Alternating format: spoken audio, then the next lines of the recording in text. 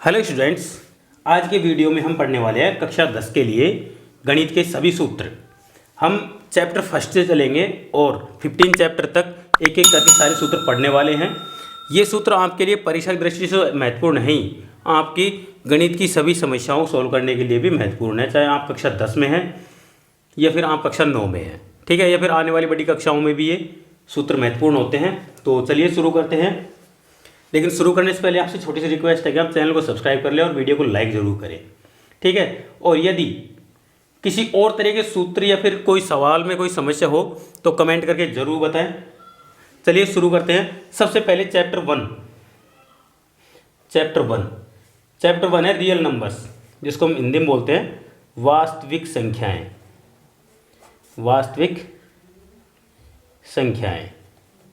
ठीक है, real numbers.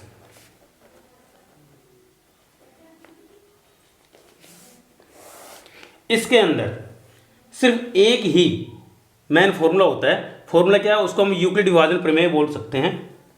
Euclid विभाजन प्रमेय,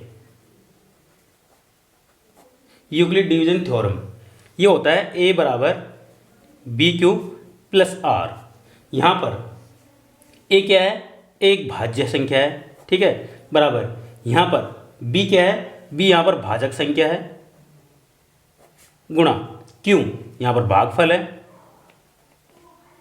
प्लस आर रिमाइंडर शेषफल है, शेषफल, ठीक है। सिर्फ इसी का प्रयोग होता है जो फर्स्ट चैप्टर है ना उसके अंदर।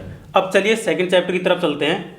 चैप्टर 2, इसका नाम है बहुपद, ठीक है। बहुपद के अंदर जो जो फॉर्मूले काम में आते हैं उसके अंदर वैसे कोई खास फॉर्मूले नहीं है, सिर्फ दो ही फॉर्मूले होते हैं। जिसके अंदर सबसे पहले तो आता है शून्यंकों का योग, शून्यकों का योग, ठीक है। तो b बटा a माइनस बी बटा ए। यहाँ पर बहुपद का सूत्र लिखे पहले हम। बहुपद का सूत्र होता है ax square plus B X plus C बराबर 0। यहाँ पर जो a b c का मान है ना वो यहाँ पर a b और c हैं। यहाँ पर इसी तरह से हम शून्यंकों का गुणनफल निकालें, शून्यंकों का गुणनफल, ठीक है। तो इसका सूत्र है c बटा a, ठीक है। अब देखिए, यदि हमें कोई भी बहुपद है उसके दो शून्यक दे रखे हैं, ठीक है, मतलब मूल दे रखे हैं हमको। यदि शून्यकों के शून्यक अल्फा व बीटा हैं तो यहाँ पर बहुपद निकालने का सूत्र क्या होता है? बहुपद का सूत्र। इस तरह के एक प्रश्न राजस्थान बोर्ड में या फिर किसी भी तरह के बोर्ड में, जो आजकल तो एनसीईआरटी सिलेबस है पूरे भारतवर्ष में, पूछे जाते हैं। तो इसका जो फॉर्मूला है सिंपल सा, वो फॉर्मूला होता है x square minus alpha plus beta x plus alpha beta बराबर 0। ये बहुपद का सूत्र होता है, बिल्कुल सिंपल सा, ठीक है। ये दूसरे चैप्टर की बात हो गई। अब तीसरे चैप्टर की तरफ चलते हैं। चैप्टर 3, तीसरा चैप्टर हमारा है दो चरों वाले रैखिक समीकरण युग्म। दो चरों वाले रैखिक समीकरण युग्म, ठीक है। ये हमारा थर्ड चैप्टर है। अब इसके अंदर कौन कौन से फॉर्मूले काम में आते हैं? देखिए, यहाँ पर भी कोई मेन फॉर्मूले नहीं है, लेकिन कुछ शर्तें हैं। शर्तें क्या हैं? यदि देखिए यहाँ पर जो दो चरों वाले रैखिक समीकरण कैसे होते हैं? A X plus B Y plus C बराबर 0, इस तरह के समीकरण होते हैं, ठीक है। A 1x plus B 1y plus C 1 बराबर 0 और A 2x plus B 2y plus C 2 बराबर 0। ये हमारे पास में दो बहुपद हैं। तो यदि हम इनके अनुपात लें, किन किन के अनुपात लें? यहाँ पर मैं इधर को देखो, यहाँ पर देख लेते हैं।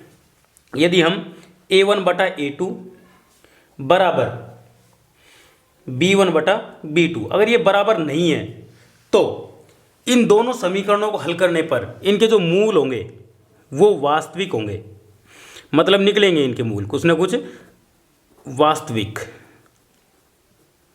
मूल वास्तविक होंगे, ठीक है। और दोनों अलग अलग होंगे, अद्वितीय, जिनको अद्वितीय बोलते हैं, अलग अलग होंगे, ठीक है। और इनसे बनने वाली रेखाएं कैसी होंगी? प्रतिच्छेदी होंगी, रेखाएं प्रतिच्छेदी। ठीक है, ये इसकी पहली कंडीशन हो गई। दूसरी कंडीशन की बात करें, यदि A1 बटा A2 बराबर B1 बटा B2 बराबर C1 बटा C2, C1 बटा C2, अगर इसके तीनों के तीनों जो A1 बटा A2 बराबर B1 बटा B2 बराबर C1 बटा C2 इस तरह से हैं, तो यहां पर क्या हो जाएगा, इसके अनंत हल होंगे, अनंत हल। एक चीज और बता दूं मैं, यहां पर जो निकाय है वो संगत होगा। निकाय कैसा होगा, संगत होगा। संगत कहाँ होता है, जहां पर दोनों रेखा एक दूसरे को काटती हैं वहां पर निकाय संगत होता है। तो यहां पर भी निकाय संगत होगा, नहीं, निकाय यहां पर दोनों रेखाएं क्या होती है, एक दूसरे से मिलती नहीं है, इसलिए क्या होगा, निकाय। नहीं, यहां पर रेखाएं हर बिंदु पर मिलती हैं, इसलिए ये भी संगत होगा। ठीक है, ये रेखाएं कैसी है, रेखाएं संपाती हैं। संपाती मतलब यहां पर एक रेखा के ऊपर दूसरी रेखा आ जाती है, इसको हम संपाती रेखाएं बोलते हैं। बात करते हैं तीसरी कंडीशन की। तो तीसरी कंडीशन यहां पर A1 बटा A2 बराबर B1 बटा B2, इसके दो अनुपात तो बराबर है, लेकिन तीसरा अनुपात यदि बराबर नहीं हो, C1 बटा C2।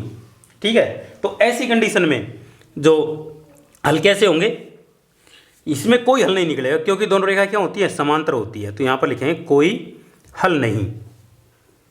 जब हल नहीं निकलेंगे तो निकाय क्या होगा, निकाय होगा असंगत, निकाय असंगत। ठीक है, और रेखाएं कैसी होंगी, समांतर होंगी, रेखाएं समांतर। ठीक है, ये तीन शर्तें होती हैं। अब दो चरों वाले रैखिक समीकरणों को हल करने की जो विधि होती है उनके बारे में बात कर लेते हैं। तो इनको हम कितने भागों में बांट सकते हैं, दो चरों वाले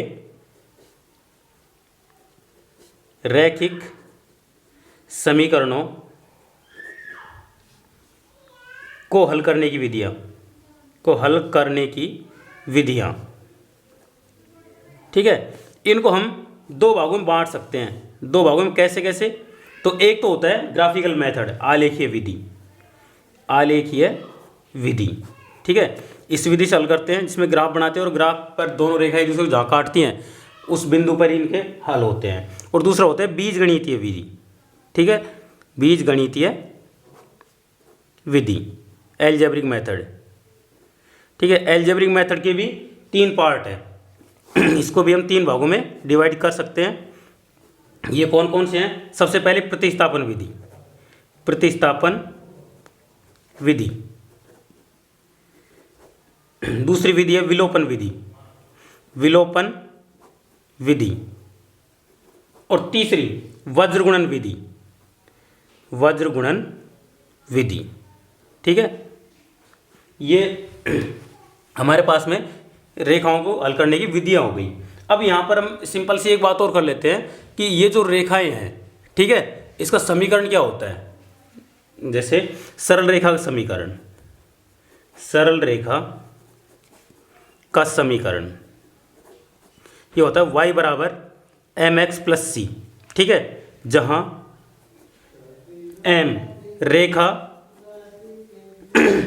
का x अक्ष के साथ, x अक्ष के साथ झुकाव, x अक्ष के साथ झुकाव, और c एक नियतांक है।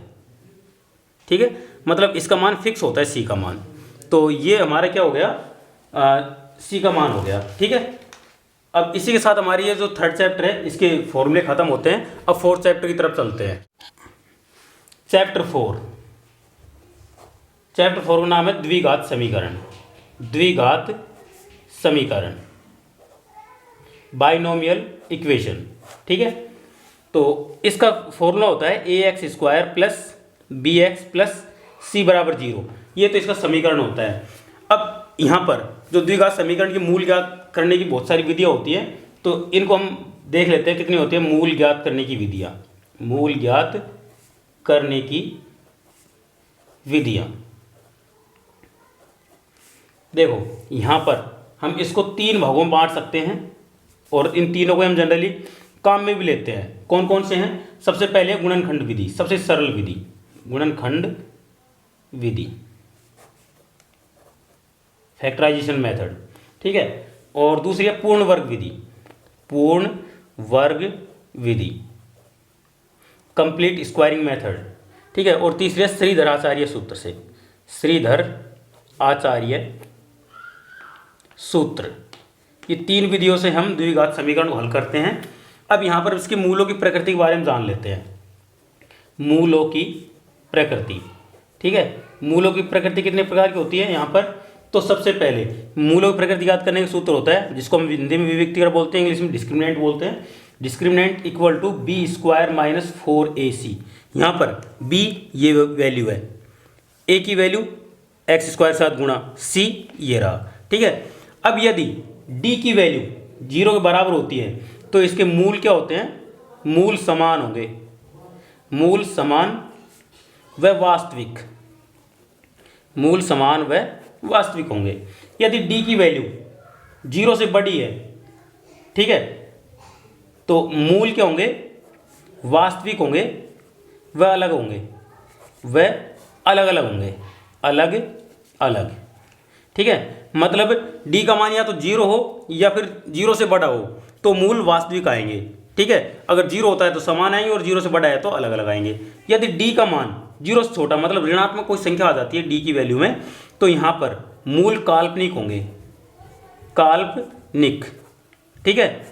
इसका मतलब है कि कोई हल नहीं निकलेंगे इसके, ठीक है। और हम इसी प्रश्नावली में कुछ चीज़ें पढ़ते हैं समीकरण बनाने के लिए, कुछ सूत्र होते हैं, उन सूत्रों को मैं यहाँ पर लिख देता हूँ। तो सबसे पहले तो हम श्रीधर आचार्य सूत्र लिखते हैं, श्रीधर आचार्य सूत्र। श्रीधर आचार्य सूत्र क्या होता है? इससे x की वैल्यू निकलती है, मतलब minus B plus minus under root B square minus 4ac बटे 2a, ये सूत्र होता है श्रीधर आचार्य, ठीक है। अब यहाँ पर कुछ सूत्र और काम में लेते हैं, जैसे चाल, ये छोटी क्लासों में पढ़ते आ रहे हैं। चाल बराबर होता है दूरी बटे समय, ठीक है। अगर हम दूरी निकालना चाहें तो दूरी बराबर होगा चाल गुणा समय, ठीक है। और अगर समय निकालना चाहें तो यह हो जाएगा दूरी बटे चाल। ये फॉर्मूले हम काम में लेते हैं चौथी प्रश्नावली के अंदर, जो चौथी एक्सरसाइज है उसके अंदर। अब हम बात करेंगे अगली एक्सरसाइज 5th, चैप्टर 5th। देखिए 5वें चैप्टर का नाम है समांतर श्रेणियाँ, अर्थमेटिक प्रोग्रेशन, समांतर श्रेणियाँ, ठीक है। समांतर श्रेणियों के लिए यहाँ पर देखिए एक समांतर श्रेणी में लिखना चाहूँ तो ये होगा AP बराबर, ये होगा प्रथम पद, फिर प्रथम प्लस प्लस सार्वंतर दूसरा पद, फिर प्रथम पद प्लस 2 गुणा सार्वंतर, इस तरह से a प्लस 3d, इस तरह से a plus n minus 1d। ये एक समांतर श्रेणी का फॉर्मूला होता है पूरी समांतर श्रेणी निकालने का। यदि हम एक nवां पद निकालें, मान लो इसमें n पद है और nवां पद हमको दे रखा है कि 10वां 15वां 20वां 50वां कोई सा पद हो, तो वो निकालने के लिए हमारे पास में फॉर्मूला होता है an बराबर a plus n minus 1d, ठीक है। यहाँ पर a प्रथम पद है, n जो पद हम निकाल रहे हैं, d सार्वंतर है, an वो पद है जो हम निकालना चाहते हैं, ठीक है। अगर हम Sn निकालना चाहें मतलब n पदों का योग, तो इसके लिए हमारे पास में फॉर्मूला होता है n बटा 2 a प्लस an। इसका एक फॉर्मूला और होता है Sn बराबर n बटा 2 2a plus n minus 1d, ठीक है। देखो ये और ये अगर हम an की वैल्यू यहाँ पर उठाकर ये वाला फॉर्मूला रख देते हैं तो नीचे वाला फॉर्मूला आ जाता है, ठीक है। तो इस प्रकार से हमारा ये जो चौथी प्रश्नावली है ये हमारी खत्म होती है, ठीक है। चौथी प्रश्नावली के इतने ही सूत्र हैं, चौथी नहीं ये 5वीं प्रश्नावली है, सॉरी। अब हम छठी प्रश्नावली पढ़ेंगे, छठी, ठीक है। इसका नाम है त्रिभुज। वैसे इस प्रश्नावली के अंदर कोई खास फॉर्मूले हैं नहीं, लेकिन कुछ बेसिक चीज़ें हैं। वैसे यहाँ पर त्रिभुज में बहुत सारी चीज़ें होती हैं, तो यहाँ पर हम समरूपता से संबंधित सवाल पढ़ेंगे, समरूपता, ठीक है। देखिए दो त्रिभुज कब समरूप होते हैं? दो त्रिभुज समरूप होंगे यदि उनके तीनों कोण बराबर हो या तीनों भुजाएं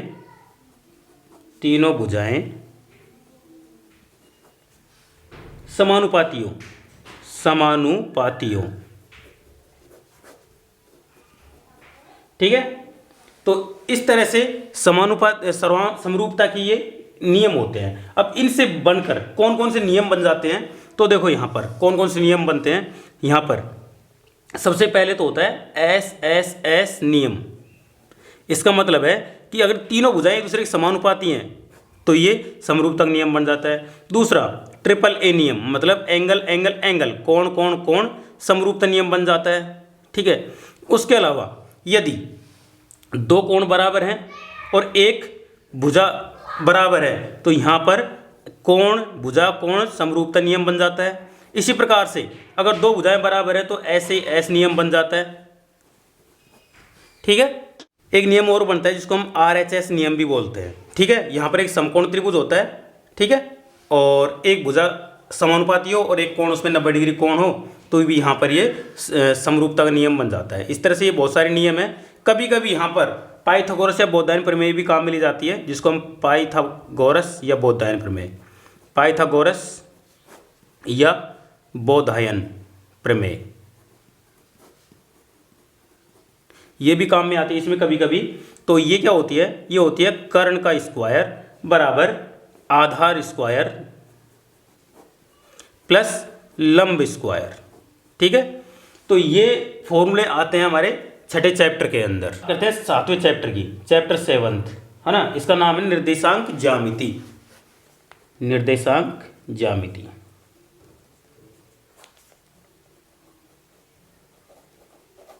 ठीक है, कोऑर्डिनेट ज्योमेट्री।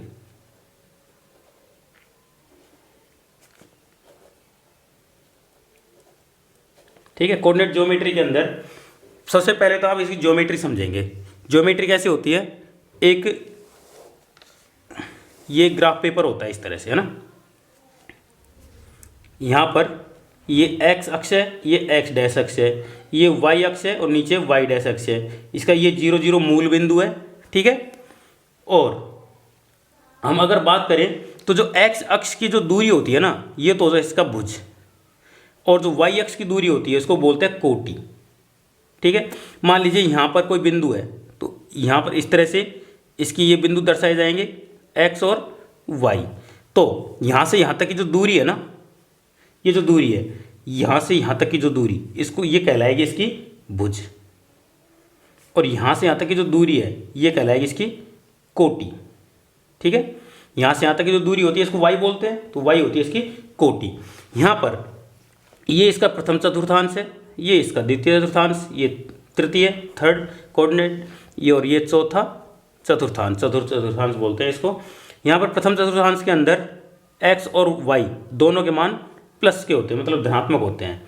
द्वितीय चतुर्थांश के अंदर यहाँ पर एक्स का मान ऋणात्मक, यहाँ पर एक्स का मान तो होता है ऋणात्मक सबसे, और वाई का मान होता है धनात्मक। ठीक है, तृतीय चतुर्थांश के अंदर दोनों माइनस के होते हैं। ठीक है, और चतुर्थ चतुर्थांश के अंदर एक्स का मान तो प्लस का होता है और वाई का मान माइनस का होता है। ठीक है, तो इस तरह से हमारा ये एक कोऑर्डिनेट ज्योमेट्री बन गई यहाँ पर। ठीक है, इसको हम कार्टेशियन कोऑर्डिनेट भी बोलते हैं कभी कभी।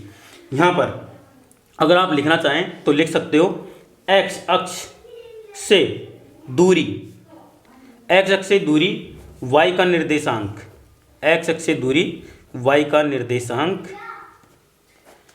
कोटि कहलाती है, कोटि कहलाती है। इसी प्रकार से वाई अक्ष से दूरी एक्स अक्ष का निर्देशांक, एक्स अक्ष का निर्देशांक भुज कहलाता है, भुज कहलाता है। ठीक है, अब यहाँ पर कुछ फॉर्मूले और काम में आते हैं, जैसे दो बिंदुओं के मध्य दूरी, दो बिंदुओं के मध्य दूरी पी क्यू। मान लीजिए दो बिंदु हैं, एक तो ये रहा एक ये है, ये पी है ये क्यू है। इनके निर्देशांक इसके x1, इसके y1, इसके x2, इसके y2 हैं। तो दोनों के बीच की जो दूरी का फॉर्मूला होता है वो होगा x2 माइनस x1 का square plus y2 minus y1 का होल स्क्वायर। इस प्रकार से अब यहाँ पर ये तो हो गया दोनों बिंदुओं के बीच की दूरी। अब इसके अलावा यहाँ पर विभाजन सूत्र और होते हैं, ठीक है। तो हम पहले अंत विभाजन सूत्र की बात कर लेते हैं। अंत विभाजन सूत्र, ये सूत्र कैसे काम में आता है? मान लीजिए ये कोई दो बिंदु हैं, ठीक है। इसको हम नाम देते हैं ए, इसको नाम दे देते हैं बी। इसके निर्देशांक हमारे पास में x1 y1 है, इसके x2 y2 हैं। इनके बीच में कोई बिंदु है, इसको हम P नाम दे देते हैं। इसके अक्ष हमको निकालने हैं, जो हम मान लेते हैं x और y हैं, ठीक है। यहाँ पर AP और BP ये दोनों एक दूसरे को m1 अनुपात m2 में विभक्त करते हैं। तो यहाँ पर हम जो x है उसका निर्देशांक निकालेंगे तो उसका फॉर्मूला होगा m1 x2 plus m2 x1 बटे m1 प्लस m2, ठीक है। ये तो x का मान हो गया। इसी प्रकार से अगर y का मान निकालना चाहें तो ये फॉर्मूला बिल्कुल ऐसे ही रहेगा m1 y2 plus m2 y1 बटा m1 प्लस m2। ये तो हो गया इसका अंत विभाजन सूत्र, ठीक है। अगर हम इसका भाय विभाजन सूत्र के बारे में बात करें तो मैं पर यहाँ पर लिख रहा हूँ भाय विभाजन सूत्र। भाय विभाजन सूत्र इस फॉर्मूले में और उसमें ज़्यादा फर्क नहीं है, सिर्फ इनके बीच जो चिन्ह है ना फॉर्मूलों के बीच में, ये चिन्ह बदल जाएगा, बिल्कुल सूत्र ऐसा ही रहेगा नहीं तो, ठीक है। जो प्लस की जगह माइनस हो जाएगा, ठीक है। जैसे ये और ये एक जैसे ही है, बस प्लस की जगह माइनस हो गया। इसी तरीके से y का मान में भी यही अंतर आएगा, m1 y2 minus m2 y1 बटे m1 माइनस m2। तो ये हो गया हमारा भाय विभाजन का सूत्र। अब इसमें एक फॉर्मूला और काम में आता है। मान लीजिए कोई एक त्रिभुज है इस तरह से ABC, इसके निर्देशांक हम मान लेते हैं, इसके x1 y1, इसके x2 y2, इसके x3 y3 है, ठीक है। ये कोई त्रिभुज है। अगर हमें इस त्रिभुज का क्षेत्रफल निकालना है तो यहाँ पर त्रिभुज ABC का क्षेत्रफल, इसका जो फॉर्मूला होता है वो हमारे पास में है 1/2 x1 y2 minus y3 plus x2 y3 minus y1 plus x3 y1 minus y2। ये फॉर्मूला होता है त्रिभुज के क्षेत्रफल का, ठीक है। तो इसी के साथ हमारे जो 7वां चैप्टर है उसके फॉर्मूले खत्म होते हैं। अब हम 8वें चैप्टर की तरफ चलते हैं जो बहुत ही इंपॉर्टेंट है, ठीक है। इस चैप्टर का नाम है चैप्टर 8 त्रिकोणमिति का परिचय। त्रिकोणमिति का परिचय, इंट्रोडक्शन टू ट्रिग्नोमेट्री। तो इसमें देखो कुछ बेसिक फॉर्मूले होते हैं और ये फॉर्मूले आते कैसे हैं। तो यहाँ पर मैं एक फॉर्मूला लिख रहा हूँ आपके सामने, LAL बटे KKA, शॉर्ट में बोले तो लाल बटे कक्का। तो यहाँ पर देखो ये जो अनुपात बनता है ना, ऊपर से नीचे की ओर जाते हैं तो ये बनता है साइन। इस तरह से ऊपर से नीचे की ओर आते हैं, मतलब ऊपर A नीचे K, तो ये बन जाता है कोस। इसी तरीके से तीसरा ये बन जाता है टेन। इसका उल्टा बात करें तो ये कोट बन जाता है, नीचे से ऊपर की ओर ये सेक बन जाता है और ये बन जाता है कोसेक। अगर मैं इन फॉर्मूले को लिखूं, मतलब साइन थीटा बराबर बनेगा लंब बटे कर्ण। इस तरह से कोस थीटा बराबर बन जाएगा यहाँ पर आधार बटे कर्ण। टेन थीटा बराबर बन जाएगा लंब बटे आधार, ठीक है। अगर मैं इनका उल्टा बनाना चाहूँ तो टेन का उल्टा होता है कोट, तो कोट थीटा बराबर हो जाएगा A बटे L, मतलब आधार बटे लंब। इस तरह से सेक थीटा कोस का उल्टा होता है, सेक थीटा बराबर हो जाएगा कर्ण बटे आधार। और कोसेक थीटा जो साइन का उल्टा होता है, कोसेक थीटा बराबर होगा कर्ण बटे लंब। तो ये तो हमारे 3 बेसिक फॉर्मूले हो गए, ठीक है। अगर हम आगे बात करें तो इसमें और कौन कौन से फॉर्मूले आएंगे उनके बारे में बात करते हैं। देखिए अभी इन्हीं में कुछ अंतर संबंध होते हैं, उनको हम इस तरह से, जैसे साइन थीटा बराबर होता है 1/कोसेक थीटा। ठीक है, अगर हम बात करें कोस थीटा की तो ये होता है 1/सेक थीटा के बराबर। ठीक है, टेन थीटा के बारे में बात करें तो टेन थीटा बराबर होता है 1/कोट थीटा। ठीक है, अगर हम टेन थीटा की दोबारा बात करें तो टेन थीटा बराबर होता है साइन थीटा बटे कोस थीटा। अगर हम कोट थीटा की बात करें तो ये होता है 1/टेन थीटा। इसका एक फॉर्मूला और होता है इसका, जैसे इसका उल्टा, कोस थीटा बटे साइन थीटा। ठीक है, ये तो फॉर्मूले हो गए, बेसिक फॉर्मूले। अब इनमें कुछ सर्वसमीकाएं होती हैं, तो त्रिकोणमितीय सर्वसमीकाएं बोलते हैं इनको। मैं लिख देता हूं यहां पर, त्रिकोणमितीय सर्व समीकाएं। ठीक है, ये क्या होती हैं? सबसे पहले sine square theta plus cos square theta बराबर 1 होता है। इस तरीके से sec square theta plus tan square theta, plus नहीं आएगा, बीच में माइनस आएगा यहाँ पर, sec square theta minus tan square theta बराबर 1। इसी तरह से cosec square theta minus cot square theta बराबर 1 होता है। ठीक है, अब देखो ये आई कैसे, इसके बारे में आपको एक निकाल के बताता हूँ, आप बाकी आप निकाल लीजिएगा। देखिए मैं बताता हूँ आपको, साधारण से पाइथागोरस प्रमेय, पाइथागोरस प्रमेय से, पाइथागोरस प्रमेय से होती क्या है ये होती है आधार स्क्वायर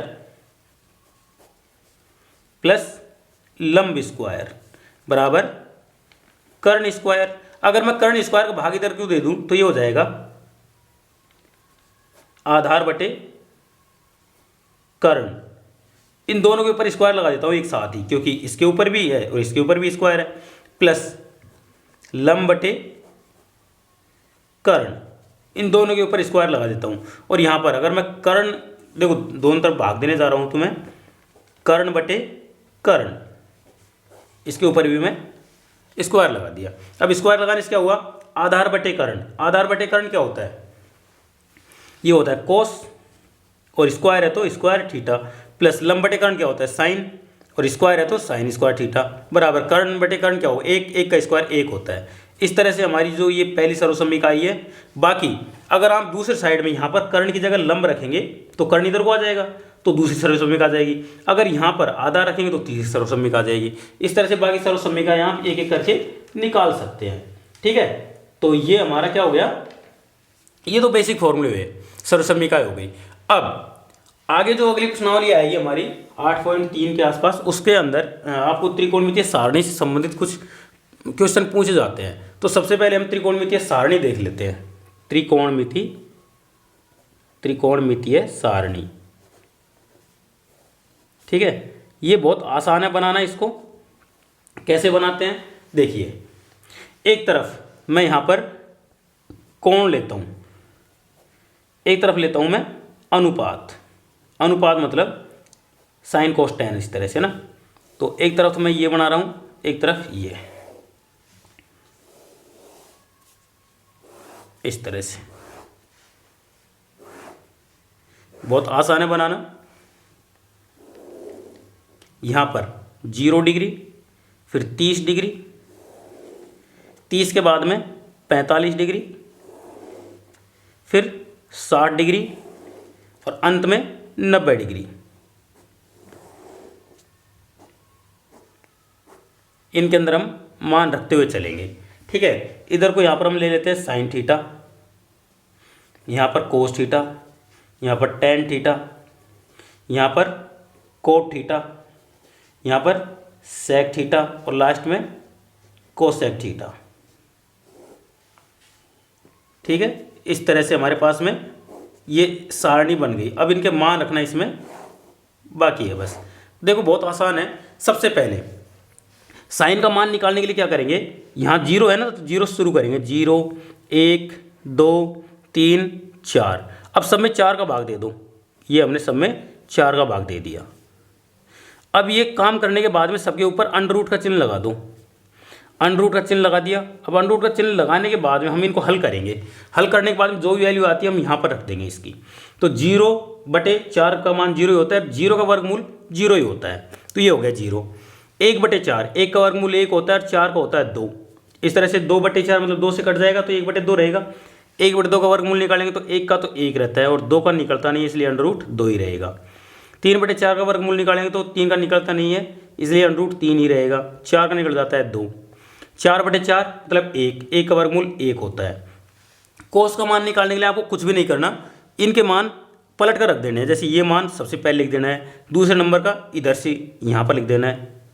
इस तरह से ये तो बीच में आता है तो ये यहीं रहेगा और ये यहाँ पर रख देना है 1/2 और ये यहाँ पर रख देना है। ठीक है। अब tan का मान निकालने के लिए हमारे पास में tan का फॉर्मूला क्या होता है, tan बराबर होता है sin थीटा cos थीटा। ठीक है, मतलब इस संख्या में इसका भाग देना है। 0 में 1 का भाग देंगे तो 0 ही आएगा, इसमें एक इसका भाग देंगे तो 1 यों का यों और अंडर रूट 3 यों का यों, 2 से 2 कट जाएगा नीचे का, ये इससे ये एक बार कट जाएगा। इसमें इसका भाग देंगे, ऊपर ही संख्या यों की यों रहेगी है ना, बाकी नीचे की संख्या कट जाएगी। 1 में अगर 0 को भाग देंगे तो अनंत आएगा। ठीक है। अगर कोट का मान निकालने के लिए वैसे करेंगे जैसे हमने पहले उल्टा किया था, यहाँ पर अनंत, फिर ये अंडर रूट 3, फिर 1, फिर ये 1/√3 और फिर ये 0। ये हो गया हमारा कोट का मान। अब हम निकालेंगे किसका, सेक का मान। सेक का मान निकालने के लिए क्या करेंगे हम, सेक का मान होता है 1/cos थीटा, मतलब जो कोस का मान होता है ना उसको उल्टा करके लिख देंगे। इसका मान 1/1 करेंगे तो 1 ही होगा, इसका उल्टा करेंगे तो 2 ऊपर चला जाएगा और अंडर रूट 3 नीचे आ जाएगा। इसका उल्टा करेंगे तो अंडर रूट 2 ऊपर चला जाएगा, 1 नीचे लिखने से कोई फर्क नहीं पड़ता। इसको उल्टा करेंगे तो 2 हो जाएगा और इसको उल्टा करेंगे तो 1/0 मतलब अनंत हो जाएगा। ठीक है। अब कोसेक निकालने के लिए वैसे उल्टा करेंगे जैसे पहले किया था, ये अनंत हो जाएगा, फिर 2, ये अंडर रूट 2, ये 2/√3 और ये 1। ठीक है। इस प्रकार से हमारी ये त्रिकोणमिति सारणी बन चुकी है। अब त्रिकोणमिति सारणी बनने के बाद में जो आगे की प्रश्नावली आती है 8.4, इसके अंदर कुछ फॉर्मूले पूछे जाते हैं। वो फॉर्मूले कुछ इस तरह से हैं, जैसे sin 90 - थीटा वाला, तो यहाँ पर sin 90 - थीटा बराबर होता है cos थीटा। ठीक है। और cos 90 - थीटा बराबर होता है sin थीटा। ये दोनों एक दूसरे में बदले जा सकते हैं। इसी तरीके से sin के बाद में हम नंबर लेते हैं tan का, तो tan 90 - थीटा बराबर होता है cot थीटा और cot 90 - थीटा बराबर होता है tan थीटा। अब एक जोड़ा और बचता है, उसको हम नीचे लिख लेते हैं। यहाँ पर ये होता है हमारे पास में sec 90 - थीटा बराबर होता है कोसेक थीटा और कोसेक 90 - थीटा बराबर होता है सेक थीटा। तो इस तरह से ये त्रिकोणमिति के जो फॉर्मूले हैं वो हमारे खत्म होते हैं। अब हम अगले चैप्टर की तरफ चलते हैं। अब नवा चैप्टर है हमारा, इसका नाम है त्रिकोणमिति के कुछ अनुप्रयोग। त्रिकोण मिति के अनुप्रयोग। ठीक है। इसके अंदर जो हमारी 8वां चैप्टर है उसके ही फॉर्मूले काम में लिए जाते हैं। बस यहाँ पर 2 तरह के कोण होते हैं जिनके बारे में आप समझेंगे। सबसे पहले तो होता है उन्नयन कोण।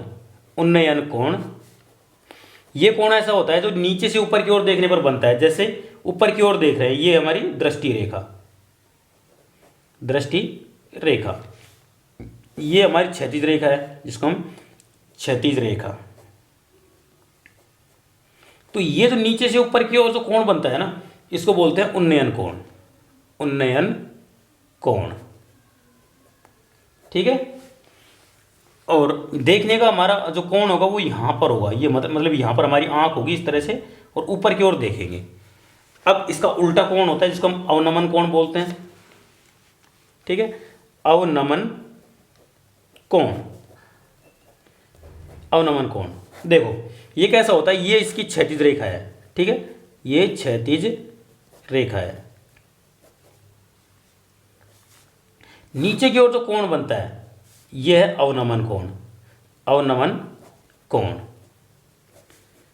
हमारी आंख यहां पर होती है और नीचे की ओर देखते हैं हम। ठीक है। नीचे की ओर देखते हैं। अगर हम इसके एक समांतर रेखा खींचे तो ये कोण भी इसके बराबर ही होता है। ठीक है, तो हमारी ये तो दृष्टि रेखा हो गई है, दृष्टि रेखा। ठीक है, और हमारी वस्तु यहाँ पर है जिसको हम देख रहे हैं, तो वस्तु के साथ जो कोण बनता है ना वो अवनमन कोण होता है नीचे की ओर, जो ऊपर की ओर होता है वो कौन सा कोण होता है, वो उन्नयन कोण होता है। ठीक है, तो इस प्रकार से हमारी ये जो नवी प्रश्नावली है इसके सारे फॉर्मूले खत्म होते हैं। अब हम 10वें चैप्टर की तरफ चलते हैं। 10वें चैप्टर, इसका नाम क्या है, 10वें चैप्टर का नाम है वृत्त। ठीक है, इसके अंदर बहुत सारे फॉर्मूले होते हैं, ध्यान रखें। तो अभी तो हम क्षेत्रफल की बात नहीं करेंगे, हम स्पर्श रेखाओं से संबंधित बात करेंगे, मतलब स्पर्श रेखा, स्पर्श रेखाओं से संबंधित बात करेंगे। तो यहाँ पर कुछ चीज़ें हैं जो मैं आपको बोल कर बता देता हूँ, लिखना तो थोड़ा सा टाइम लगेगा, इसलिए देखिए। एक वृत्त पर अनंत स्पर्श रेखाएं खींची जा सकती हैं, कैसे, जैसे ये वृत्त है, इसके ऊपर यहाँ पर भी स्पर्श रेखा खींच जा सकती है, यहाँ पर भी खींच जा सकती है, यहाँ पर खींच जा सकती है, यहाँ पर खींच जा सकती है, यहाँ पर, मतलब इस तरह से अनंत बिंदु होते हैं एक वृत्त की परिधि पर, तो अनंत स्पर्श रेखाएं खींची जा सकती है। दूसरे बात करें हम, तो वृत्त की परिधि पर स्थित किसी बिंदु पर केवल एक ही स्पर्श रेखा खींची जा सकती है। एग्जाम्पल के तौर पर जैसे ये कोई स्पर्श है, वो वृत्त है, इसका ये बिंदु कोई है ना, तो यहाँ पर सिर्फ एक ही स्पर्श रेखा खींच जा सकती है। ठीक है, ऐसा नहीं है कि यहाँ पर हम तिरछी रेखा खींच देंगे, नहीं, सिर्फ एक बिंदु पर एक ही स्पर्श रेखा खींच जा सकती है। ठीक है, वृत्त को दो बिंदुओं पर छूने वाली रेखा छेदक रेखा कहलाती है। जैसे ये कोई वृत्त है, तो यहाँ पर एक यहाँ पर एक यहाँ पर, इसको छूते हुए निकलेगी। अगर कोई सीधी रेखा है तो वो छेदक रेखा होगी, नहीं तो अगर कोई दो बिंदुओं पर छूने वाली रेखा अगर सीधी नहीं है, सरल रेखा नहीं है, तो फिर वो एक वक्राकार रेखा होगी। वक्राकार रेखा तो कितने बिंदुओं पर भी छू सकती है, इसलिए सरल रेखा एक वृत्त को दो बिंदुओं पर काटती है और उस सरल रेखा को छेदक रेखा बोलते हैं। ठीक है, बात करें आगे हम, एक बाह्य बिंदु से वृत्त पर खींची गई दो स्पर्श रेखाओं की लंबाई बराबर होती है। ऐसे देखिए, ये वृत्त है और यहाँ से हम दो स्पर्श रेखा खींच रहे हैं इस तरह से। ठीक है, तो इसकी लंबाई और इसकी लंबाई बराबर होती है। जब हम इसको प्रश्नावली में पढ़ते हैं तो इनकी लंबाई कैसे बराबर होती है ये भी हम निकाल कर देखते हैं। इस तरह से निकालते हैं, देखो इस तरह से दो हमने ये कर लिया और ये खींच लिया हमने, तो एक क्या बन गया, त्रिभुज ये बन गए, एक त्रिभुज ये बन गया। इनमें ये 90 डिग्री कोण होता है, ये 90 डिग्री कोण होता है। ये दोनों में क्या होती है, उभयनिष्ठ भुजा होती है, ये दोनों त्रिज्याएं होती है। तो ये दोनों त्रिभुजों के अंदर एक कोण और दो भुजाएं क्या हो गई, बराबर हो गई। इसलिए यहाँ पर हम एस समरूपता नियम लगाएंगे। जब समरूपता नहीं, सर्वांग समता नियम लगाएंगे। जब ये दोनों सर्वांग सम हो गए, ठीक है, तो इनकी संगत भुजाएं बराबर हो जाएंगी, मतलब ये भुजा और ये भुजा बराबर हो जाती है। ठीक है, अगर हम बात करें सकेंद्रीय वृत्तों की, तो दो सकेंद्रीय वृत्त, जैसे एक वृत्त ये रहा, एक ये रहा, तो इनकी केवल एक ही उभयनिष्ठ स्पर्श रेखा हो सकती है। ऐसा नहीं खींच सकते हम इनको खींचेंगे कुछ इस तरह से। तो ये जो बिंदु है ना, इस पर एक ही उभयनिष्ठ स्पर्श रेखा हो सकती है। ठीक है, आगे हम बात करें तो कोई वृत्त है, ठीक है, इसका कोई व्यास है, तो व्यास के किनारों पर खींच के स्पर्श रेखा एक दूसरे के समांतर होती है। ठीक है, तो ये कुछ बेसिक नियम है या कुछ इसके बारे में बेसिक चीज़ें हैं, वो आप जानते होंगे। चैप्टर 11 की बात करें तो इसमें तो केवल रचनाएं हैं और रचनाओं के कोई फॉर्मूले नहीं होते, ये तो हाथों से बनाई जाती है। ठीक है, अब हम चैप्टर 12 की तरफ चलते हैं। चैप्टर 12 में बहुत अच्छे अच्छे फॉर्मूले मिलेंगे आपको। तो सबसे पहले वृत्तों से संबंधित क्षेत्रफल, वृत्तों से संबंधित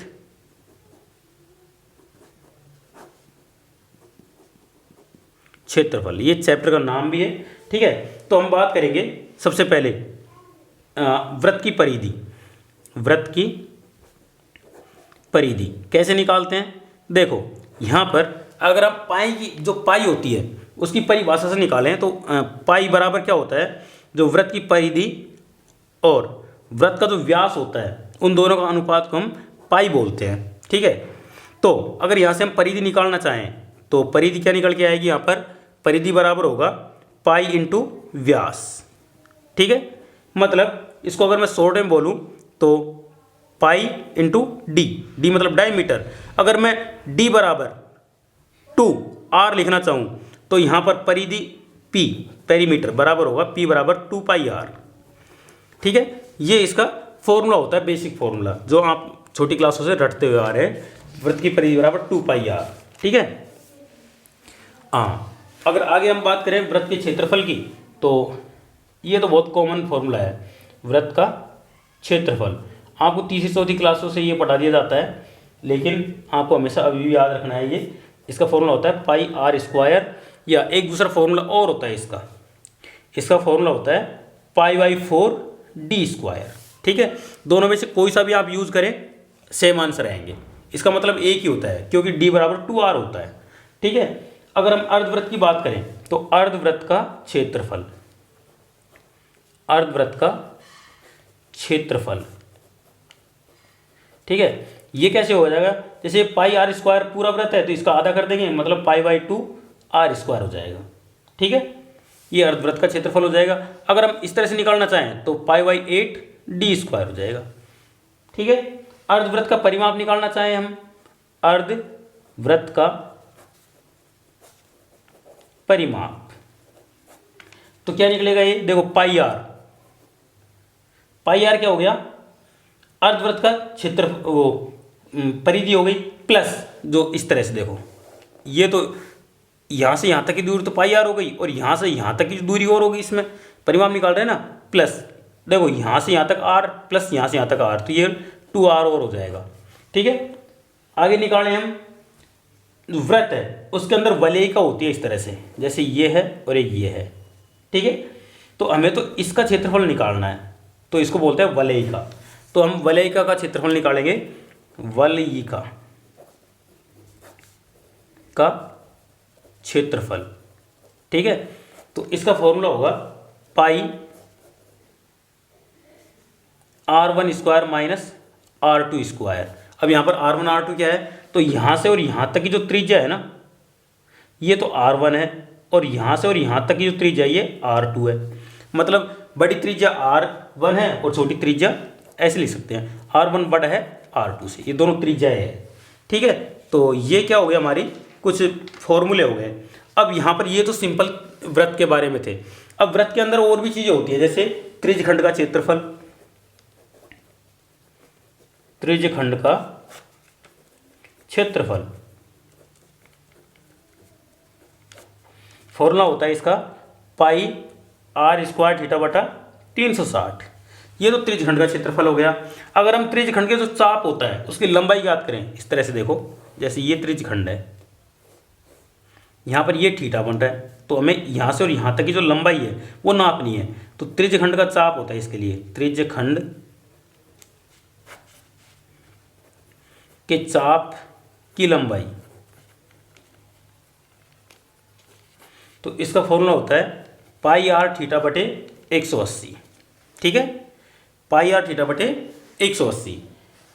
आगे हम बात करेंगे दीर्घ वृत्तखंड की, मतलब वृत्तखंड और लघु वृत्तखंड और दीर्घ वृत्तखंड, दो तरह के वृत्तखंड होते हैं, तो उनके क्षेत्रफल की बात करेंगे। तो सबसे पहले लघु की बात कर लेते हैं, लघु वृत्तखंड, वृत्तखंड का क्षेत्रफल। अब पहले इसको समझ ले कैसे। देखो, मान लीजिए ये एक वृत्त है, ठीक है, आप यहाँ से एक लाइन खींच देते हैं इस तरह से, तो ये जो भाग है ना, ये लघु वृत्तखंड हो गया।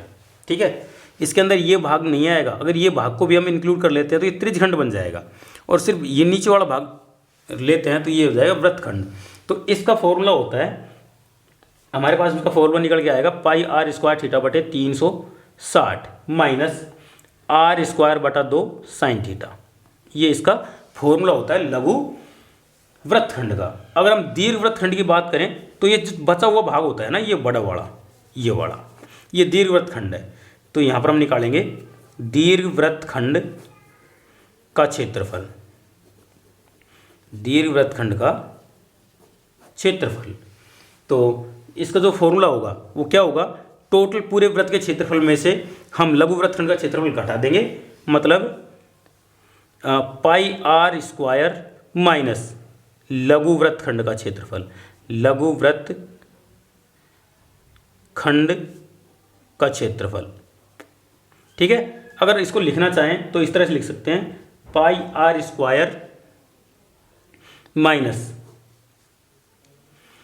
पाई आर स्क्वायर थीटा बटे 360 minus R square sine theta बटे 2। इसको अगर हम थोड़ा सा और सिंप्लीफाई करें या फिर दूसरे तरीके से इसको और भी एक नया फॉर्मूला बनाते हैं हम यहाँ पर थीटा की जगह 360 माइनस लघु वृत्तखंड के लिए यहाँ पर जो कोण है वो हो जाएगा हमारा 360 माइनस थीटा, ये हो जाएगा हमारा लघु वृत्तखंड के लिए। तो इससे फॉर्मूला क्या बन जाएगा, इससे हमारा फॉर्मूला बन जाएगा पाई आर स्क्वायर, थीटा की जगह यूज करेंगे हम 360 माइनस थीटा बटे 360 आर स्क्वायर बटे 2, यहाँ पर माइनस होगा साइन 360 माइनस थीटा। ठीक है, लेकिन यहाँ पर जो कोण निकल के आएगा वो ऐसा कोण होता है जिसको मान आपको शायद पता नहीं होगा और निकालना थोड़ा सा कठिन होता है, इसलिए हम ऊपर वाले फॉर्मूले यूज करते हैं इसके लिए। तो ये थे हमारे 12वें चैप्टर के कुछ महत्वपूर्ण फॉर्मूले। ठीक है, अब हम बात करेंगे चैप्टर 13। ठीक है, पृष्ठीय क्षेत्रफल एवं आयतन, सबसे बड़ा चैप्टर बोल सकते हैं आप इसको। पृष्ठीय क्षेत्रफल एवं आयतन, सबसे ज़्यादा फॉर्मूले भी इसी के अंदर पाए जाते हैं। ठीक है, सरफेस एरिया एंड वॉल्यूम। तो सबसे पहले यहाँ पर हम एक एक आकृति लेते हुए चलते हैं और उनकी एक एक के हम आयतन और पृष्ठीय क्षेत्रफल निकालते हुए चलते हैं। सबसे पहले हम ले लेते हैं घन। घन कैसा होता है, इस तरह की आकृति होती है जिसकी सभी भुजाएं बराबर होती हैं लगभग, है ना, इस तरह से। अगर हम इन कोणों को इस तरह से मिला दें तो ये बन जाएगा एक घन जिसकी सारी भुजाएं बराबर होती है। मान लीजिए इसकी ये हर एक भुजा है जिसकी लंबाई है a। ठीक है, तो सबसे पहले हम घन का निकालेंगे, घन का पृष्ठीय क्षेत्रफल। घन का पृष्ठीय क्षेत्रफल, संपूर्ण पृष्ठीय क्षेत्रफल बोल दो या फिर पृष्ठीय क्षेत्रफल बोल दो, एक ही बात होती है।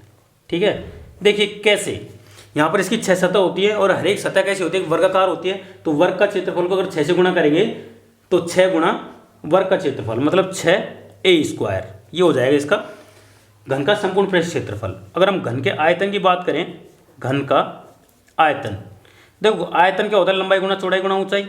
तो यहाँ पर तीनों लंबाई चौड़ाई और ऊंचाई तीनों बराबर भुजाएं हैं, मतलब यहाँ पर हो जाएगा a की घात 3 a क्यूब।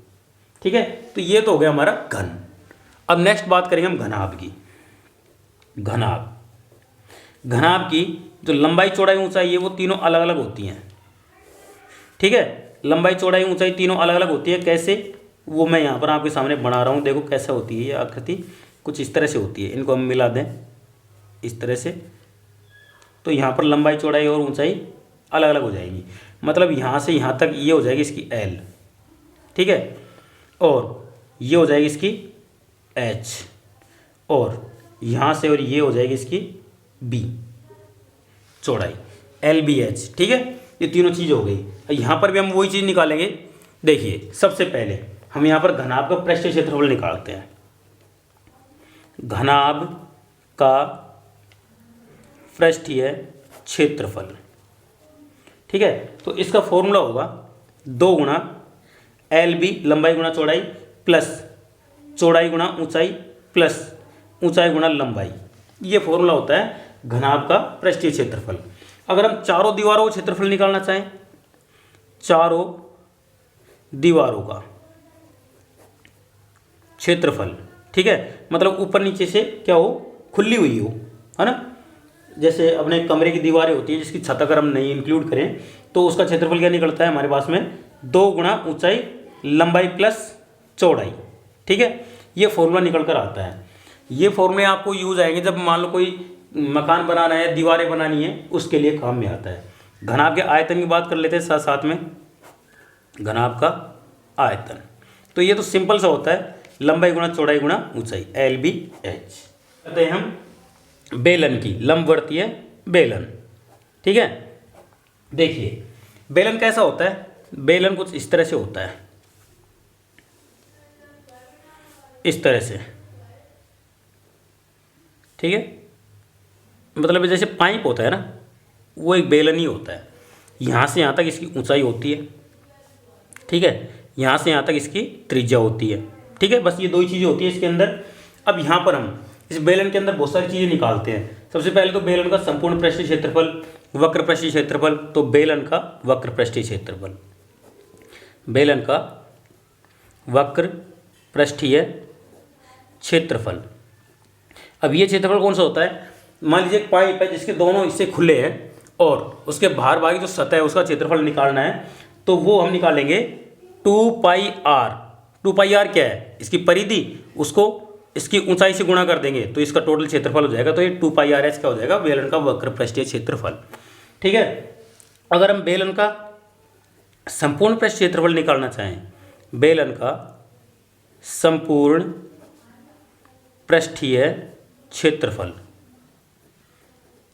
बेलन का संपूर्ण पृष्ठीय क्षेत्रफल, तो यहाँ पर ये जो बेलन का ऊपर वाला भाग और नीचे वाला दो भाग है ये और जुड़ जाएंगे इसमें, तो ये संपूर्ण पृष्ठीय क्षेत्रफल हो जाता है। तो ये निकालने के लिए हम 2πrh प्लस πr² एक भाग का क्षेत्रफल होगा, इस तरह से इसका भी, तो दो हो जाएंगे, दोनों सेम रहेंगे, है ना। अब इसमें से हम 2πr कॉमन ले लेते हैं तो यहाँ पर हो जाएगा h + r। तो ये हो जाता है बेलन का संपूर्ण पृष्ठीय क्षेत्रफल। अगर हम बात करें खोखले बेलन का संपूर्ण पृष्ठीय क्षेत्रफल, खोखले बेलन का संपूर्ण पृष्ठीय क्षेत्रफल, तो इसका फॉर्मूला मैं नीचे लिखूंगा क्योंकि यहाँ पर जगह कम है। तो इसका फॉर्मूला होता है 2πr1 + r2 h + r1 - r2। ठीक है, ऐसा फॉर्मूला इसलिए आता है क्योंकि यहाँ पर बीच में एक दूसरा पाइप और होता है इस तरह से। ठीक है, तो यहाँ पर हमको ये जो बचा हुआ भाग है ना इसका भी क्षेत्रफल निकालना होता है, इसलिए इस तरह का फॉर्मूला आता है। ठीक है, r1 r2 क्या है? r1 r2 त्रिज्या है, r2 अंदर वाली त्रिज्या है, r2 बाहर वाली त्रिज्या है। अब बेलन के आयतन के बारे में बात करेंगे। बेलन का आयतन, बेलन का आयतन का फॉर्मूला बिल्कुल सिंपल सा होता है πr²h।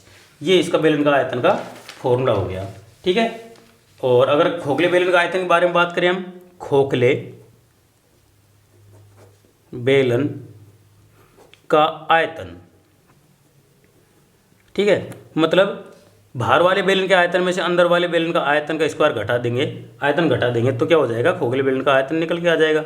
मतलब πr1²h ये हो जाएगा बाहर वाला बेलन और πr2²h ये अंदर वाला बेलन हो जाएगा। तो इनका अंतर कर देंगे तो शेष बचे हुए भाग का क्षेत्र आयतन निकल जाएगा। तो πh r1² - r2², ये इसका फॉर्मूला बन जाएगा। ठीक है, तो हमारा ये क्या निकल के आ गया अब तक? बेलन का आयतन। अब हम बात करेंगे शंकु की। शंकु, ठीक है, शंकु जिसको हम कोण बोलते हैं, ये कोण कैसा होता है? इस तरह से होता है। ठीक है, यहां से यहां तक की जो ये तो होती है इसकी ऊंचाई, ठीक, ये तो है h, ये r है, और ये जो तिरछी लंबाई है इसको हम तिर्यक ऊंचाई बोलते हैं। ठीक है, l बोलते हैं इसको। तो यहां पर हमारे पास में शंकु का सबसे पहले तो हम वक्र पृष्ठीय क्षेत्रफल निकालेंगे। शंकु का वक्र पृष्ठीय क्षेत्रफल, शंकु का वक्र पृष्ठीय क्षेत्रफल बिल्कुल सिंपल सा होता है। ये होगा 1/2 गुणा आधार की परिधि, नीचे वाला है ना, आधार की परिधि, आधार की परिधि इंटू तिर्यक ऊंचाई, तिर्यक ऊंचाई। मतलब फॉर्मूले लिखूँ मैं 1/2 गुणा 2πr गुणा l, तो 2 से 2 कट जाएगा तो हमारे पास में फॉर्मूला निकल के आएगा πrl। ठीक है, क्या फॉर्मूला निकल के आया? πrl। तो ये तो हो गया हमारा वक्र पृष्ठीय क्षेत्रफल। अब हम बात करेंगे शंकु का संपूर्ण पृष्ठीय क्षेत्रफल। शंकु का संपूर्ण पृष्ठीय क्षेत्रफल, संपूर्ण पृष्ठीय क्षेत्रफल के बारे में। ठीक है, तो इसका फॉर्मूला क्या होगा? देखिए, जो वक्र पृष्ठ क्षेत्रफल तो हमारे पास में पाई आर एल है, प्लस जो नीचे वाला भाग है ना वृत्ताकार, उसका और क्षेत्रफल जोड़ देंगे इसमें, तो ये निकल जाएगा संपूर्ण पृष्ठीय क्षेत्रफल, मतलब पाई आर स्क्वायर और जोड़ देंगे। अब कॉमन ले लेते हैं पाई आर, तो यहाँ पर बचेगा हमारे पास में एल प्लस आर, तो ये हमारा संपूर्ण पृष्ठ क्षेत्रफल का सूत्र निकल के आ जाएगा। यहाँ पर हम शंकु का आयतन निकालें, शंकु का आयतन, शंकु का आयतन का सूत्र बिल्कुल सिंपल सा होता है, पाइप का 1/3 होता है पाई आर स्क्वायर एच, ठीक है, 1/3 पाई आर स्क्वायर एच। यहाँ पर अगर हम तिर्यक ऊंचाई की बात करें, तिर्यक ऊंचाई, कई बार हमको सीधी सीधी ऊंचाई दी होती है, तिर्यक ऊंचाई नहीं होती, जो क्योंकि एल है यहाँ पर, तो एल का मान निकालने के लिए हम फॉर्मूला यूज करते हैं R square plus H square. कई बार हमको ये तिर्यक जो ऊंचाई एल है इसकी को निकालने के लिए हमको कोण दे दिया जाता है और त्रिज्या दे दी जाती है, तो उसकी सहायता से हम निकाल सकते हैं यहाँ पर आर कोसेक एल्फा। एल्फा क्या है यहाँ पर, अर्धशंकु कोण।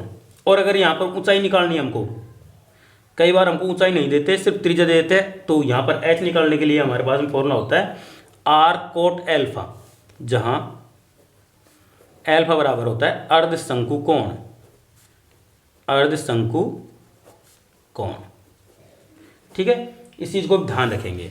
तो इसी के साथ हमारा जो शंकु है ये खत्म होता है। अब हम नेक्स्ट बात करते हैं गोले के बारे में। गोला बहुत छोटा सा टॉपिक है और बहुत सुंदर भी है। तो यहाँ पर दो ही फॉर्मूले होते हैं गोले के अंदर, गोले का पृष्ठीय क्षेत्रफल, पृष्ठीय क्षेत्रफल क्या होता है फॉर्मूला, इसका फॉर्मूला होता है 4 पाई आर स्क्वायर। हम गोले का आयतन निकालें, गोले का आयतन, तो इसका फॉर्मूला होता है 4/3 pi R square, pi R cube, 4/3 pi R cube, ये हमारा पास गोला हो गया, ठीक है। अब हम नेक्स्ट बात करेंगे अर्धगोले के बारे में, ठीक है। अर्धगोला, अर्धगोला, ठीक है। अर्धगोले के बारे में बात करें तो सबसे पहले अर्धगोले का वक्र पृष्ठीय क्षेत्रफल, अर्धगोले का वक्र पृष्ठीय क्षेत्रफल, ठीक है। तो जैसे ये पूरे का है तो आधे का क्या हो जाएगा 2 पाई आर स्क्वायर, ठीक है। अगर हम अर्धगोले का संपूर्ण पृष्ठीय क्षेत्रफल निकालें, अर्धगोले का संपूर्ण पृष्ठीय क्षेत्रफल निकालें तो ये हो जाएगा, जैसे वहाँ पर क्या था, एक ये 2 पाई आर स्क्वायर, इसमें नीचे एक और जुड़ जाएगा तो ये हो जाएगा 3 पाई आर स्क्वायर, तो ये तो हो गया पृष्ठीय क्षेत्रफल। अब अर्धगोले का आयतन निकालें हम, अर्धगोले का आयतन, अर्धगोले का आयतन का फॉर्मूला क्या होगा, 4/3 था तो यहाँ पर हो जाएगा 2/3 पाई आर क्यूब, ये हमारा क्या हो गया अर्धगोले का आयतन हो गया, ठीक है। अब बात करेंगे हम गोलीय कोष की। गोलीय कोष क्या होता है, एक गोला ही होता है जो अंदर से खोखला होता है, ठीक है। गोलीय कोष, गोलीय कोष जिसको हम खोखला गोला भी बोलते हैं, कभी याद रखने के लिए लिख लो खोखला गोला, ठीक है। तो गोलीय कोष का आयतन क्या होगा, गोलीय कोष का आयतन ये होगा 4/3 पाई R1 cube minus R2 cube, ठीक है। क्योंकि बाहर के गोले का आयतन में से अंदर के गोले का आयतन घटा देंगे तो हमारे पास में गोलीय कोष का आयतन निकल के आ जाएगा। अब इसी तरह से गोलीय कोष का पृष्ठीय क्षेत्रफल निकालेंगे, गोलीय कोष का पृष्ठीय क्षेत्रफल, देखो इसका जो क्षेत्रफल होता है ना, बाहर का तो हमें दिखाई देता है लेकिन अंदर वाला दिखाई नहीं देता। अगर अंदर वाला निकालना चाहें तो यहाँ पर हमारा जो फॉर्मूला निकल के आएगा वो होगा 4 पाई R1 square plus R2 square, इसमें दोनों क्षेत्रफल जुड़ जाएंगे। तो इस प्रकार से हमारी जो 13वीं प्रश्नावली थी, 13वां चैप्टर था, इसके सारे फॉर्मूले हम लिख चुके हैं। अब हम 14वें चैप्टर की तरफ चलते हैं, ठीक है। चैप्टर 14 नाम है इसका सांख्यिकी, ठीक है, स्टैटिक्स, बहुत ही इंपॉर्टेंट टॉपिक है और 11 नंबर की प्रश्नावली है ये। अगर आप इसको पढ़ रहे हैं तो ध्यान रखें, इस प्रश्नावली के अलावा अगर आप 1-2 क्वेश्चन भी और कर देते हैं ना तो आप आराम से पास हो जाएंगे। आप एक रात में 10वीं क्लास पास कर सकते हैं बस इस चैप्टर को पढ़कर। तो सबसे पहले हम इसमें बात करेंगे समांतर माध्य की। समांतर माध्य की, समांतर माध्य मतलब इसको x बार से दिखाया जाता है। इसका फॉर्मूला होता है x1 plus x2 plus x3 plus plus plus xn बटे n। ठीक है, ये फॉर्मूला होता है। इसका एक दूसरा फॉर्मूला और होता है जिसमें काम तो यही होता है लेकिन अलग तरीके से लिखा जाता है, सिग्मा एफ एक्स बटे सिग्मा एफ। ठीक है, ये भी समांतर माध्य ही होता है। ठीक है, अगर हम कल्पित माध्य की फॉर्मूला लिखें, कल्पित माध्य, तो इसका भी चिन्ह तो x बाहर ही होता है, तो इसका फॉर्मूला होगा a प्लस सिग्मा एफ। यहां पर जो सिग्मा एफ एक्स है, ठीक है, यहां पर एफ डी बटे सिग्मा एफ इंटू एच। यहां पर ए क्या है, कल्पित माध्य है, यहां ए कल्पित माध्य तथा एच वर्ग अंतराल है। ठीक है, अगर हम एक और होता है हमारे पास में जिसको हम बोलते हैं पद विचलन विधि से माध्य, पद विचलन विधि से माध्य, उसका चिन्ह भी यही x बार ही होता है। यहां पर इसका फॉर्मूला होगा a plus sigma F you बटे सिग्मा एफ इंटू एच। यहां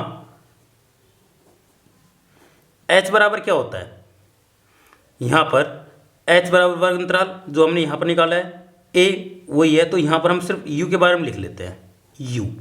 यहां पर यह है पद विचलन, पद विचलन। ठीक है, माध्यमान मतलब x का मान निकालना होता है हमको। यहाँ पर वर्ग अंतराल दे रखा होता है, इसमें x मान निकालने के लिए हम क्या करेंगे, x1 प्लस x2 बटे 2। इसका मतलब है कि ऊपरी सीमा प्लस निम्न सीमा, मतलब निम्न सीमा प्लस ऊपरी सीमा, इन दोनों को जोड़कर इसमें 2 का भाग दे देंगे तो ये हमारा माध्यमान निकल कर आ जाता है। ठीक है, तो ये तो माध्यमान निकालने के लिए होता है, समांतर माध्य निकालने के लिए। अब हम बात कर लेते हैं कुछ बहुलक और इस तरह के फॉर्मूलों के बारे में। बहुलक, देखो एक ऐसी सांख्यिकी सारणी जिसके अंदर जो f का मान सबसे अधिक होता है वही बहुलक होता है। ठीक है, तो ये 2 तरह का होता है, एक तो साधारण बहुलक और एक होता है जो वर्ग अंतराल, जिसमें वर्ग अंतराल दे रखा होता है उसके लिए। तो वहाँ पर बहुलक का फॉर्मूला होता है बहुलक बराबर L plus F1 minus F0 बटा 2F1 minus F0 minus F2 into H। यहाँ पर देखो L क्या है, यहाँ पर L ये बहुलक वर्ग की निम्न सीमा, बहुलक वर्ग की निम्न सीमा। ठीक है, H वर्ग अंतराल, वर्ग अंतराल। F1 क्या है, F1 है बहुलक वर्ग की बारंबारता, बहुलक वर्ग की बारंबारता। ठीक है, F0 बहुलक वर्ग से पहले वाले वर्ग की बारंबारता, बहुलक वर्ग से पूर्व वर्ग की बारंबारता, बारंबारता। ठीक है, F2 बहुलक वर्ग के बाद वाले वर्ग की बारंबारता। ठीक है, ये हमारे इस फॉर्मूले के अंदर ये सारी चीज़ें होती हैं। अब बात करेंगे हम माध्यक की, ठीक है, माध्यक, मेडियन बोलते हैं इसको, मेडियन, MEDIAN, मेडियन, ठीक है। और ये मोड होता है, ठीक है। अब देखो ये दो तरीके से निकाला जाता है। जब हमारे पास में जो सारणी होती है वो अवर्गीकृत है, यदि हमारे पास में डाटा अवर्गीकृत है, तो यदि पदों की संख्या विषम हो, पदों की संख्या विषम हो, तो माध्यक, माध्यक निकाला जाता है। माध्यक होता है n+1/2 वह पद, मतलब जितने पद होते हैं ना उसमें एक जोड़ दो और उसमें 2 का भाग दे दो। मतलब जैसे मान लीजिए कि हमारे पास में 13 पद है, ठीक है, तो 13 पद हैं, तो 13 में एक जोड़ दो, कितने हो जाएंगे? 14, 14 में 2 का भाग देंगे तो 7, मतलब 7वां जो पद होगा ना वो माध्यक होगा, ठीक है। और यदि पदों की संख्या, पदों की संख्या सम हो, सम हो तो क्या होगा, यहां पर माध्यक निकलेगा हमारा n/2 प्लस n/2 n+1/2, इनको जोड़कर 2 का भाग दे देंगे। मतलब मान लीजिए कि हमारे पदों की संख्या कितनी है, 12 है, तो 12 में 2 का भाग देंगे 6, ठीक है। और यहाँ पर अगर यहाँ पर हम 12 रखते हैं तो 13/2 कितना हो गया? 6.5, मतलब 6 और 6.5 दोनों जोड़ेंगे, जितना भी आता है उन दोनों जोड़कर, जैसे जोड़ने पर 12.5 आता है तो 2 का भाग देंगे तो 6.25 इसका माध्यक निकल जाएगा। इस तरह से यहाँ पर हम इसके माध्यक निकाल सकते हैं। तो ये तो क्या हो गया, हमारा माध्यक निकल गया किसके लिए? अवर्गीकृत बारंबारता के लिए। अब हम निकालेंगे आगे माध्यक वर्गीकृत बारंबारता के लिए, वर्गीकृत बारंबारता के लिए।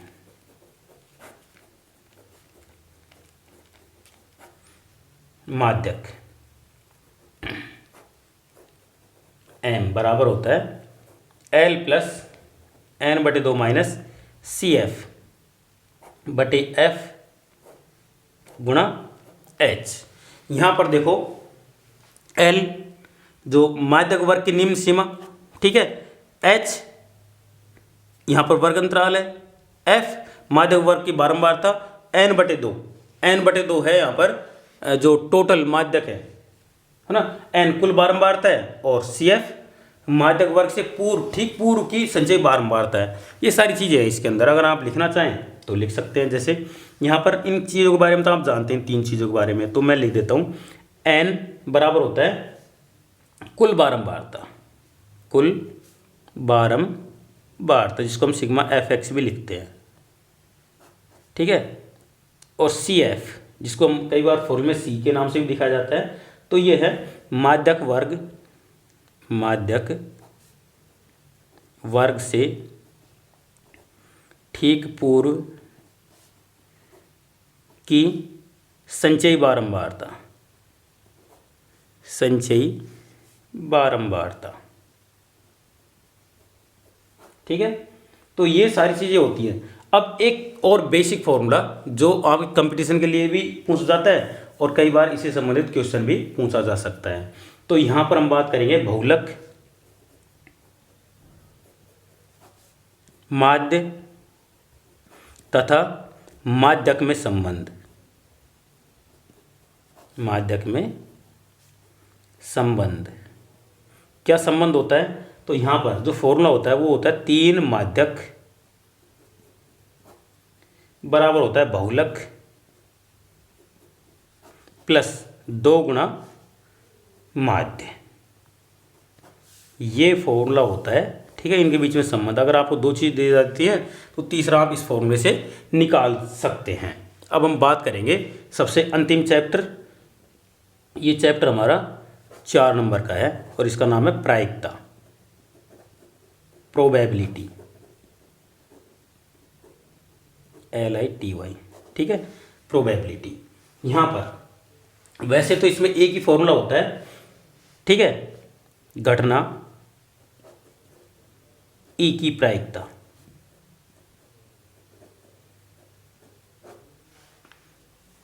बराबर घटना ई के अनुकूल परिणामों की संख्या, अनुकूल परिणामों की संख्या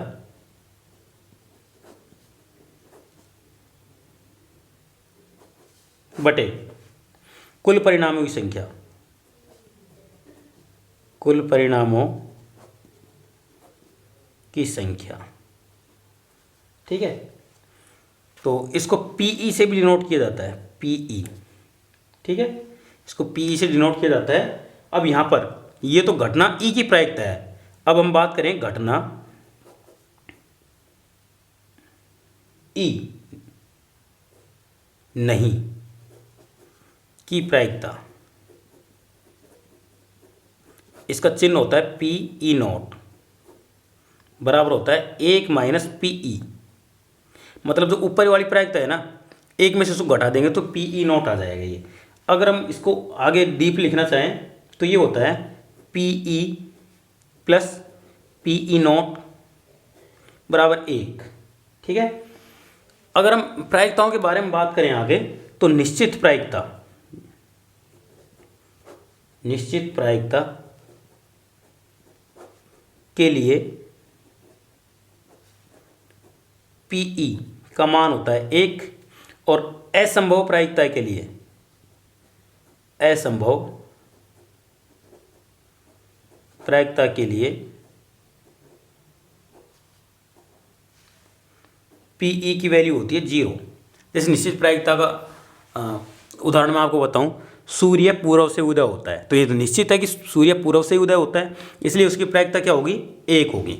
अगर मैं आपसे ऐसे बोलूं कि दिन में तारे उगने लगे हैं, तो इसी क्या प्रायिकता है, दिन में तारे उगने की प्रायिकता क्या है, तो आपको सब पता है कि दिन में तारे नहीं निकलते, इसलिए उसकी प्रायिकता 0 होगी, तो इसको असंभव प्रायिकता बोलते हैं।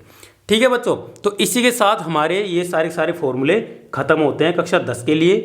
अगर ये जो मैंने आपको फॉर्मूले लिखाए हैं, अगर आपको चाहिए तो आप इसके डिस्क्रिप्शन बॉक्स में जाके इनकी पीडीएफ आपको मिल जाएगी। सभी फॉर्मूलों की एक साथ लिखे हुए हैंड रिटन नोट्स हैं, ये सारे आप ले सकते हैं। ठीक है, वीडियो को लाइक ज़रूर करें, अपने दोस्तों के साथ शेयर करें और चैनल को सब्सक्राइब जरूर कर लें।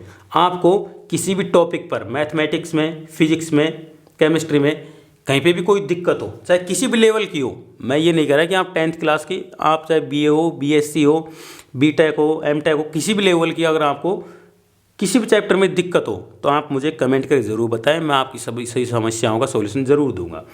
चलिए मिलते हैं अगली वीडियो के साथ में, धन्यवाद।